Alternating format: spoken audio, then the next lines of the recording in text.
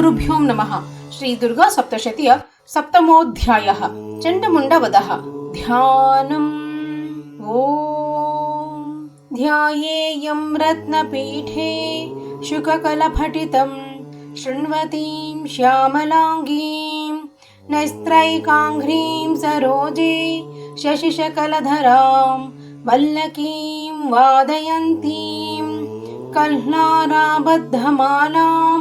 नियमितविलसच्चोलिकां रक्तवस्त्रां मातङ्गीं शङ्खपात्रां मधुरमधुमधां चित्रकोद्भासिभालाम्।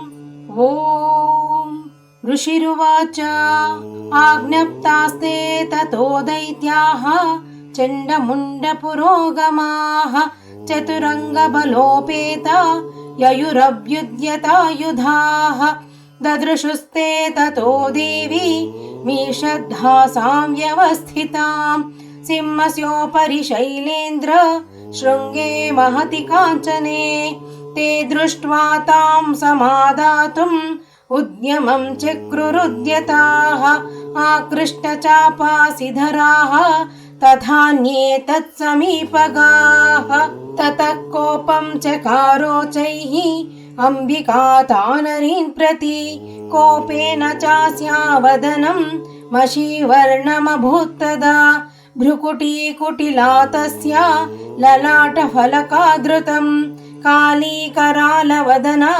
विनिष्क्रान्तासि पाशिनी विचित्रकट्वाङ्गधरा नरमाला विभूषणा द्वीपी चर्म परिधाना शुक्लमांसाति भैरवा अतिविस्तारवदना जिह्वाललन भीषणा निमग्ना रक्तनयना नादा पूरित दिग्मुखा सा वेगेनाभिपतिता घातयन्ती महासुरान् सैन्ये तत्र सुरारीणाम् अभक्षयत तद्बलम् फार्ष्णिग्राहाङ्कुशग्राही योधघण्टा समन्वितान् समादायैकहस्तेन मुखे चिक्षेपवारणान् तथैव योधं सुरगै रथं सारथिना सह निक्षिप्य वक्त्रे दशनैः चर्वयन्त्यति भैरवम् एकं जग्राह केशेषु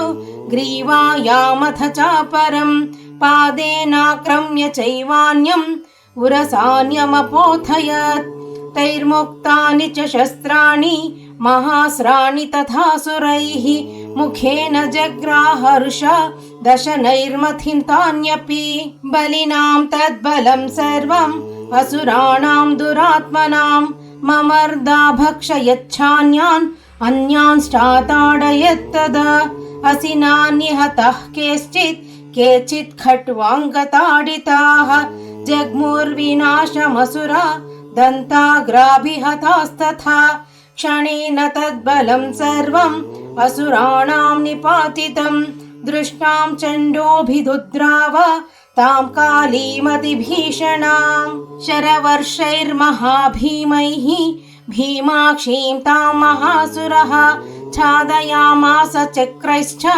मुण्डः क्षिप्तैः सहस्रशः तानि चक्राण्यनेकानि विषमानानि तन्मुखं बभुर्ध्यथार्कबिम्बानि सुबहूनि घनोदरं ततो जहासातिरुषा भीमं भैरवनादिनी कालीकरालवदना दुर्दर्शदशनोज्ज्वला उत्थाय च महासिंहं देवी चण्डमधावत गृहीत्वा चास्य केशेषु शिरस्ते स्नासिनाच्छिनत् अथ मुण्डोऽभ्यधावत्तां दृष्टा चण्डं निपातितं तमप्यपातयुद्भूमौ सा खड्गाभिहतं वृषा हतशेषं ततः सैन्यं दृष्टा चण्डं निपातितं मुण्डं च सुमहावीर्यं दिशो भेजे भयातुरं शिरश्चण्डस्य काली च गृहीत्वा मुण्डमेव च